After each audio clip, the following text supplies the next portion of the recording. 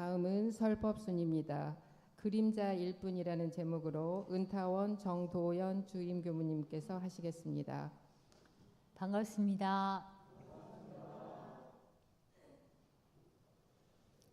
대종사님께서 변희품 19장에서 이렇게 말씀하셨습니다.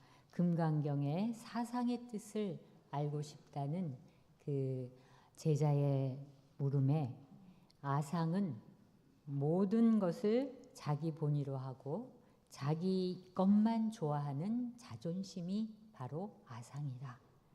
인상은 만물 가운데 사람이 가장 최령해서 인간 본위에 국한되어 있는 것이 바로 인상이다. 중생상은 중생과 부처를 구별하고 나 같은 중생이 어떻게 부처가 되겠느냐 하는 타락하고 향상이 없는 마음이 들 때 그게 중생상이다. 수자상은 연령이나 연조나 지위가 높아지고 위세가 있을 때 시비를 가리지 않고 먼저 앞세우는 이 장로의 상, 이것을 이름하여 수자상이라고 한다. 이렇게 말씀해 주셨습니다. 이 네 가지의 상을 가지고는 불지에 오르지 못한다. 이렇게 대종사님께서 답을 해 주셨습니다.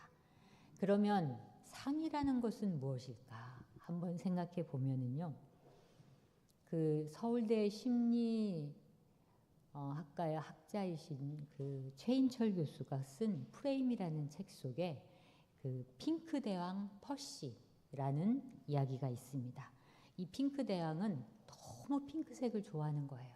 그래서 모든 사람들한테 그림을 그릴 때 집, 옷, 산, 동물 이런 거에 전부 다 핑크색을 칠해라. 이렇게 했어요.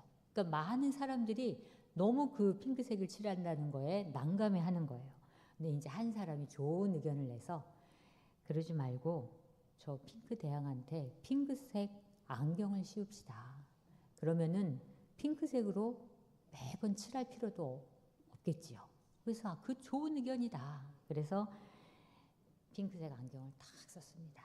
그러니 이 핑크 대왕은 계속 세상이 다 핑크색으로 보이니 얼마나 좋겠어요. 핑크색을 좋아하는 이 사람이. 그래서 이제 이 사람이 이렇게 굉장히 좋아하는 그런 게 있었는데 이렇게 재미있는 우화이기도 하지만 이게 우리에게 있어서 생각의 패러다임에 대해서 생각해 보는 시간을 주는 거죠. 그러니까 이 핑크색 안경을 씌우는 거는 그 사람 핑크 대왕이기 때문에 핑크색이지만 내가 오렌지색이고 하얀색이면 하얀 안경을 쓰고 있을 것이고 또는 이 빨간 안경을 쓰고 있을 수도 있다는 거죠. 그러니까 우리가 살아가는데 인간은 누구나 고정관념이 있어요. 그럴 수밖에 없는 게 몇 생을 통해서 지금 이렇게 형성된 우리의 모습이잖아요. 거기에다가 그동안 살아오면서 경험, 지식, 쌓였던 이 모든 것이 다 합해지면서 하나의 고정관념 혹은 기준이 딱 생겼어요. 그러니까 나이가 들어가고 들어갈수록 연륜과 연조가 있지만 그 연륜과 그 연조의 바탕에서 나만이 세상을 바라보는 마음의 창이 다 형성이 됐다는 거예요. 그게 바로 프레임이다. 이런 그 설명을 하고 있습니다. 그래서 예를 들어서 이렇게 이 컵을 주면서 이 컵이 작아요? 커요? 이렇게 물으면 여러분은 뭐라고 대답하시겠어요? 응? 보는 사람에 따라서 다르다. 예. 근데 이렇게 놓으면 쉽게 대답을 못 합니다. 근데 이거보다 큰 컵을 비교해 놓고 이 컵이 작아요? 커요? 그러면 뭐라고 대답하겠어요? 작다고 얘기합니다. 그리고 이렇게 마이크가 이렇게 하나 있는데 이게 길어요? 짧아요? 그러면 또 대답하기 힘들어요. 근데 저 스탠드 마이크하고 나란히 놓으면 당연히 이 마이크는 작습니다. 그래서 우리의 생각 속에 이 매우 간단한 질문 하나도 어떤 것과 비교해서 그것을 기준점이 없으면 답을 내지 못한다는 얘기예요. 그렇기 때문에 우리의 생각도 대부분의 이 기준점이라고 하는 것도 업식이고, 그리고 거기에 고정관념이 들어있어서 딱 기준점을 만들어 놓기 때문에 그 안에 나의 생각, 나의 어떤 원칙 이런 것들이 있기 때문에 거기서부터 생각이 생기고 느낌이 생기고 감정이 생긴다는 이야기입니다. 그렇기 때문에 이런 생각은 매우 상대적인 것이다. 기준에 따라서 답이 전혀 달라진다는 얘기죠. 이게 서로 다르지만 이 두 가지를 비교하면서 또 달라질 수 있는 거고, 모든 세상에 자기의 기준과 맞지 않으면 다 나와 다른 기준점을 갖고 있는 거라고 볼 수 있습니다. 그래서 제가 말씀드렸잖아요. 하나의 세계, 하나의 우주가 다 그 한 사람 한 사람만의 생각, 프레임이 다 있기 때문에 그걸 서로 하나가 되게 하기에는 너무나 힘든 작업이라는 거죠. 그래서 석가모니 부처님께서는 이러한 고정관념이 정말로 이 비교하지 않고 있는 그대로의 마이크를 바라보게 하는 그 장애물이 되는 것, 그것을 일러 바로 상이다. 이렇게 부처님께서는 설명을 해주셨습니다. 그렇기 때문에 이 무의식 속에 있는 나의 원칙과 나의 경험과 이런 거를 매 순간 그냥 자동적으로 생각하고 자동적으로 행동했던 그 순간에 멈추어서 나를 바라볼 수 있고 나를 내려놓을 수 있어야지만 그 실체를 제대로 바라볼 수 있다 하는 것을 말씀해 주시는 것입니다. 그래서 이러한 고정관념 속에 가장 뿌리 깊게 박혀 있는 게 무엇일까요? 아상. 네. 나하고 그 아상 속에서도 아상, 인상, 중생상, 수자상 속에 가장 뿌리 깊게 갖고 있는 공통적인 것은 나와 남을 구별하는 거예요. 나와 남을 구별하는 거. 이게 가장, 그러니까 내가 남보다 어떻고 비교 대상이 없다는, 비교 대상이 있어야지만 나라는 존재에 대해서 자각을 한다는 얘기예요. 그래서 나와 남을 늘 비교하고 늘 상대적으로 기준점을 놓고 거기서 왔다 갔다 하는 그러한 것이 우리의 이 사상 속에 가장 뿌리 깊게 담겨 있는 것이다 라고 말씀해 주셨습니다. 그러니까 어떠한 남이 없으면 나라는 존재를 알 수 없다는 얘기예요. 진짜 내 안에 들어가 있는 남과 다르지 않고 오직 나, 유아 있는 그 나의 존재감을 남을 빌어서 설명하지 않고 오직 참나, 그 불성짜리, 그 성품짜리 속에서 나를 발견하는 것이 그토록 힘든 일이다. 늘 나와 남을 항상 구별하는 속에서 우리는 고통이 있게 된다. 그리고 본래의 나를 찾기가 굉장히 힘들다. 이렇게 말씀을 해주셨습니다. 그래서 부처님께서 이러셨어요. 한 중생도 해탈을 얻게 하였다는 생각을 하지 않는다. 그러니까 한 중생도 내가 누군가를 성불재중하게 하고 해탈을 시켰다는 마음을 갖지 않는 것은 너와 내가 둘이 아니다. 나와 남을 구별하지 않는다 하시는 마음이에요. 그게 부처님의 마음이십니다. 즉 상이란 오늘 제가 법문의 제목으로 잡은 거예요. 바로 그림자이다. 그 그림자 달이 일천강에 수없이 빛나는 그 달 그림자를 늘 우리는 보고 살아요. 아, 여기에도 이 달 그림자가 있고 저기에도 달 그림자가 있고 사상 속에서 일어나는 끊임없는 본래의 실체를 보지 않고 저 하늘에 있는 저 달이 아니라 내 마음속에 만들어낸 나만의 달을 끊임없이 보면서 그 허상의 그림자를 우리는 쫓고 있는 것이다. 그것이 바로 그 사상을 내려놓는 순간 참나를 발견하는 것인데, 그 사상으로 세상을 바라보고 사는 동안은 정말 그림자에 매달려 사는 것이다 하는 말씀을 해 주셨습니다. 먼저 우리가 이제 아상을 보면은요, 아상은 자기 본의잖아요. 가장 기본입니다. 모든 상 중에서. 근데 이제 아상을 구성하는 요소를 보세요.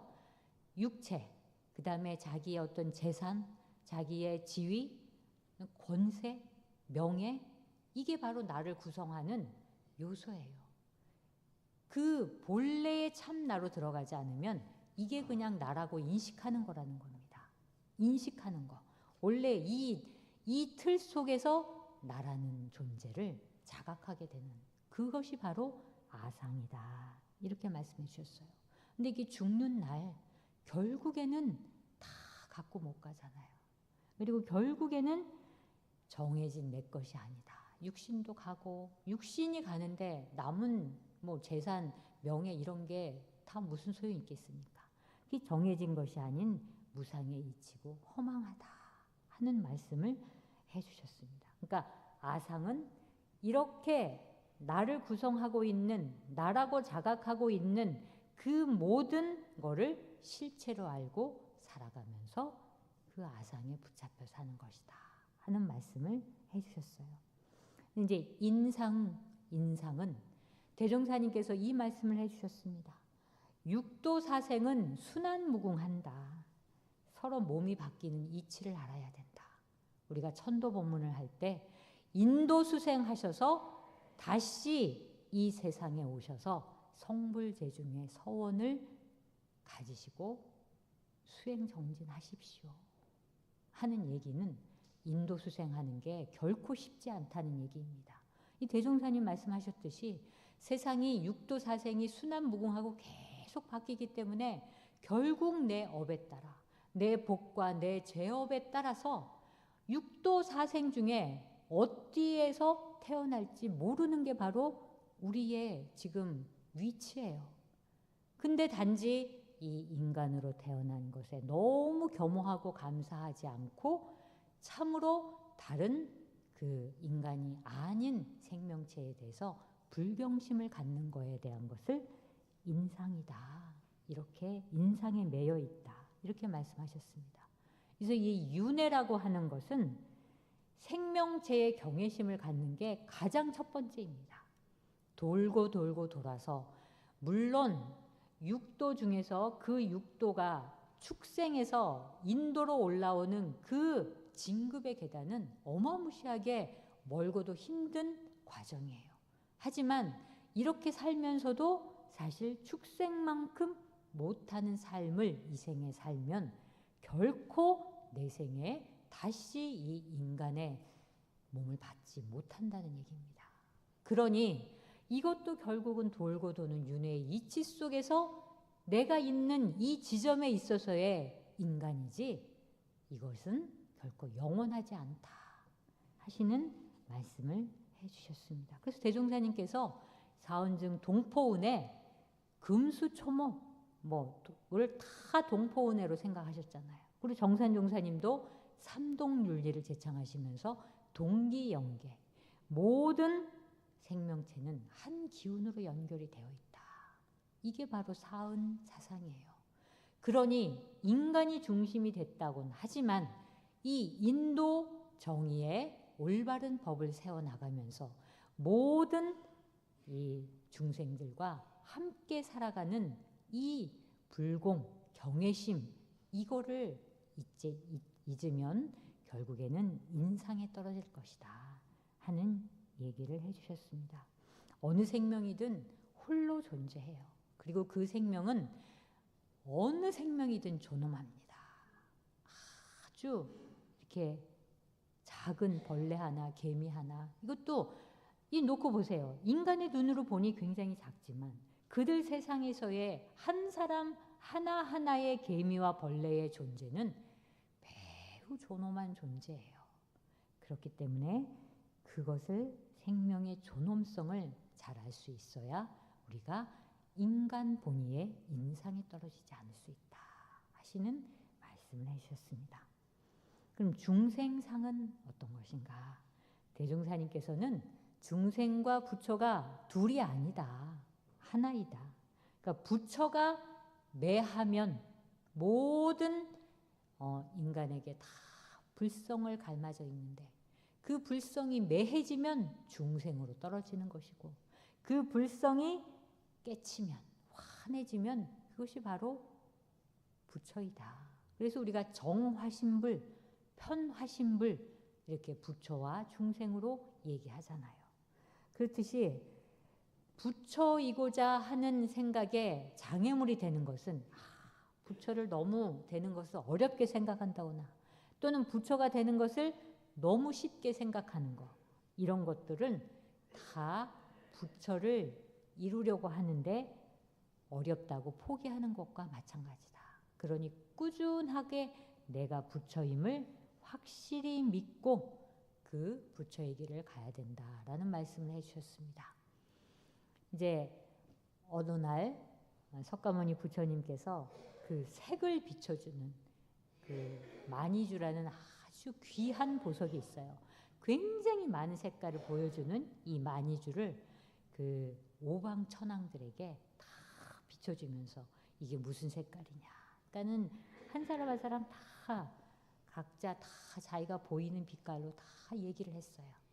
그거를 흡족히 내려놓으시고 그 구슬을 소매에다 탁 넣으시고 이렇게 보면서 이거는 무슨 색깔이냐, 이 색깔은 무엇이냐 하니까 그 오방천왕들이 아무리 봐도 구슬이 없거든요. 보석이 없어요. 그러니까 아니 부처님 보석이 손에 없는데 무슨 색깔이 보입니까? 이렇게 얘기하셨습니다. 그러니 부처님께서 그대들은 어찌 그렇게 어리석으냐. 세간에 눈에 보이는 구슬을 보여줄 때는 저마다 푸른색이요, 빨간색이요 이렇게 다 얘기하더니 막상 내가 진짜 참된 구슬, 본래 구슬을 다 보여주니 너희는 하나도 알지 못하는구나. 그 색깔을 알아보지 못하는구나 하는 그 말씀에 그 오방천왕들이 다 도를 깨쳤다고 이야기하고 있습니다. 그러니까 지금 이 눈앞에 펼쳐진 모든 사물은 모든 사물 이렇게 보이는 이 형령 색깔은 결국 보이지 않는 우리 눈에 보이지 않는 참된 구슬의 그림자일 뿐이다. 그러니 세상에 보이는 이 모든 것이 정말 리얼 진짜라는 것을 생각해 봐야 된다는 얘기죠. 이것이 우리가 우리 눈으로 바라봤을 때 보이는 단지 색깔에 지나지 않는 허상인가 그림자인가 하는 것을 말씀해 주셨습니다. 그러니 이렇게 눈이 뜨면 허상이 보였다가 눈 감으면 안 보이는 이치가 바로 다 인연에 따라서 나타나는 이치이다. 이런 말씀을 해주셨습니다. 그러니 부처와 중생이라고 하는 것도 그 원래 참된 구슬의 그 색을 알아볼 수 있어야지만 부처이고 그렇지 않은 것은 중생의 삶이다 하는 말씀을 해주셨습니다. 마지막으로 수자상인데요. 이건 이제 장로의 상이라고 했잖아요. 대종사님께서는 육신에는 노소의 기천이 있다. 육신은 다 그러잖아요. 나이 먹은 그대로 젊고 늙고 하잖아요. 근데 성품에는 노소의 기천이 없다. 그러니 절대 자리에서 그 성품 자리에서 보지 않으면 이 수자상을 버리기가 매우 어렵다. 이 말씀을 하셨어요. 마지막 고비가 사상 중에 수자상이다. 이렇게 말씀하셨습니다. 그래서 공부인은 격려하시면서 참 이 목을 잘 넘겨라. 이 고비만 잘 넘기면 공부가 일치월장한다. 그리고 수도인들은 금강경 중에서 아상, 인상, 중생상, 수자상을 잘 떼는 공부를 해야 공부에 힘이 생긴다. 이 말씀을 해주셨어요. 근데 이제 이 네 가지의 상 중에 가장 떼기가 어려운 상이 수자상이다 라는 말씀을 해주셨습니다. 이 돌을 닦는 사람한테는 더 어려운 건데요. 그래서 맨 마지막에 수자상을 놓고, 우리가 계문 중에서도 맨 마지막에 탐진치를 놨잖아요. 그게 가장 어려운, 탐진치만 마지막으로 조복을 받으면 참 일취월장할 수 있다 하는 말씀을 해주셨습니다.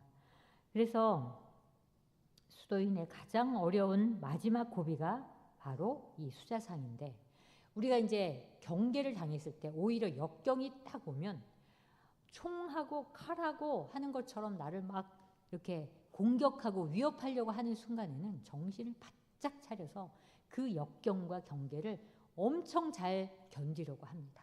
근데 우리가 순경이라고 하는 것도 항상 누군가의 칭찬을 받고 누군가의 보호를 받고 늘 좋은 재물이 들어오고 또 맨날 좋은 일들이 벌어지고 좋은 말 듣고 또 이렇게 하다 보면 사람이 나태해지기 쉽거든요.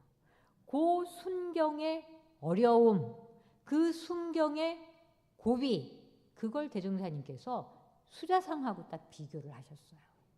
그러니 수자상은 잘 모르고 내가 이렇게 어른으로서, 내가 이렇게 연조가 있는 사람으로서 살아가는 그 자체에 빠져 살게 되면 순경 속의 경계를 찾아내지 못해서 그 순경에 넘어진다. 그게 바로 수자상이다. 이건 너무너무 힘들고 떼기 어려운 거다. 이 말씀을 해주셨어요. 그리고 여기에서 비유하기를 백척간도 진일보, 이 백자나 되는 높은 장대에 딱 서서 한 발을 탁 내리는 순간은 어마어마한 결단이 있어야 되거든요. 거기서 어떻게 내리겠습니까? 그 내리면 죽는데. 그래서 그 죽음과도 같은 그 순간에 진일보 했을 때 그 진일보 하는 그 순간이 바로 수자상을 떼는 거와 마찬가지다. 매우 어렵다고 말씀하셨어요. 그 제가 생각을 해보면 오랜 세월 수도와 적공을 몇십 년 동안 하셨어요. 그리고 또 큰 어떤 공부심이 있어요. 내가 또 이러한 경지에도 올라보고 이러한 진경에도 가보고 이런 생각들을 쭉 하면서 수도 정진하면서 이 나이까지 왔는데 그 상이 없겠습니까? 다 있게 되는 거죠. 그래서 이러한 수도와 적공을 하는 도인들에게 있어서 수자상은 참으로 중요한 상이다.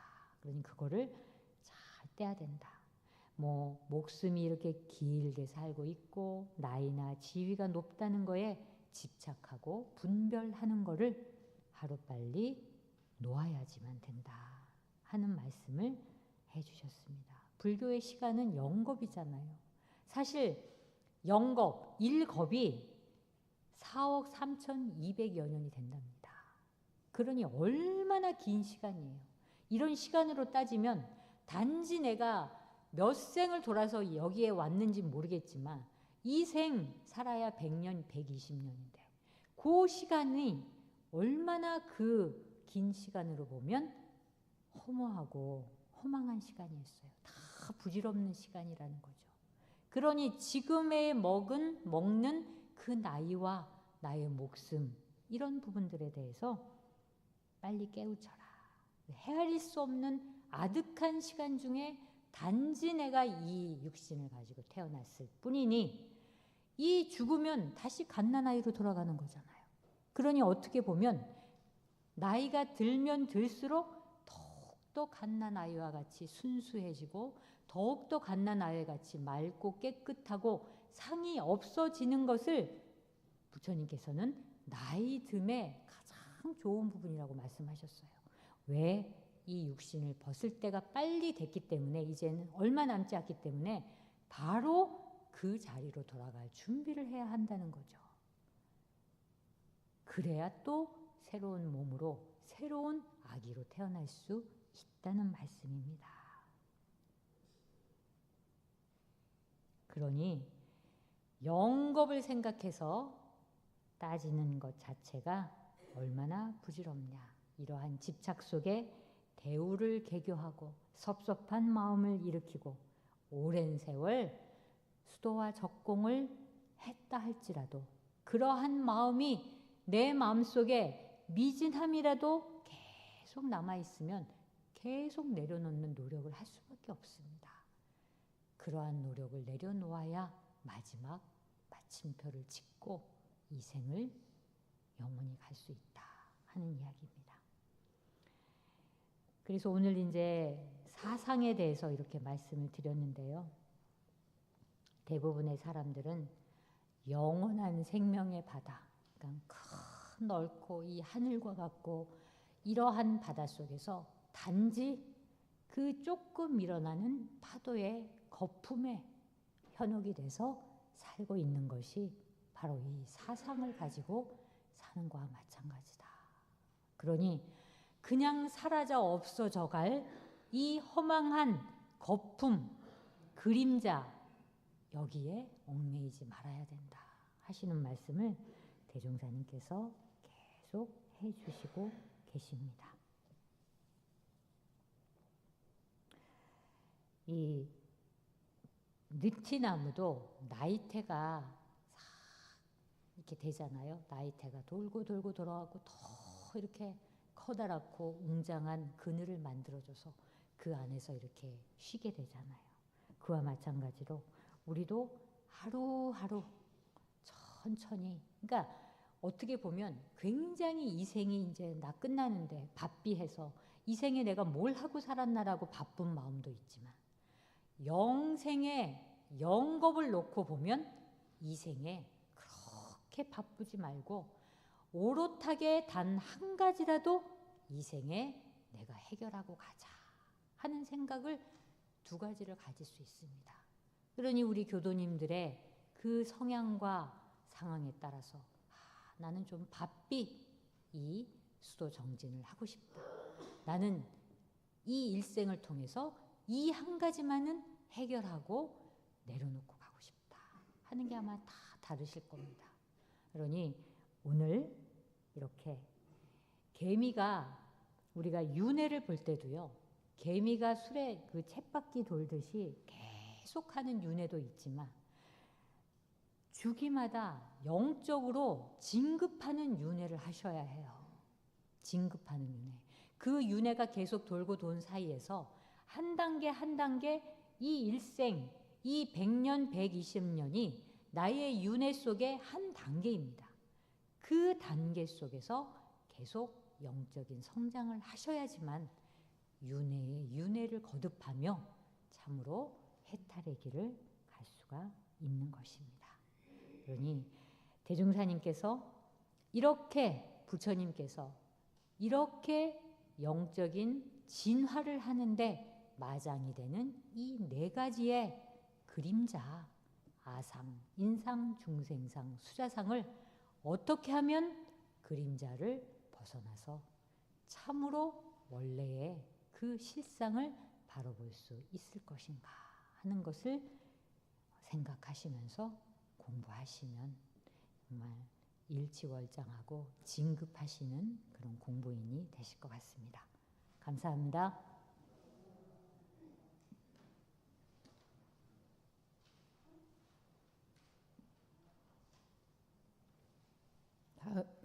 다음은 묵상 심고입니다. 보이는 모든 것들은 그림자일 뿐이라는 설법